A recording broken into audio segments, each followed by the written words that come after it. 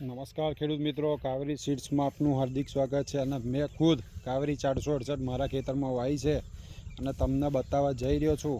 આ ખુદ મારા ખેતરની 468 છે અને પાવરફુલ ડાંગર અત્યારે ઊભી છે જે આપણી સામે છે. અને તમામ કંટી અને માવો ફૂલ લહેરાઈ રહ્યો છે.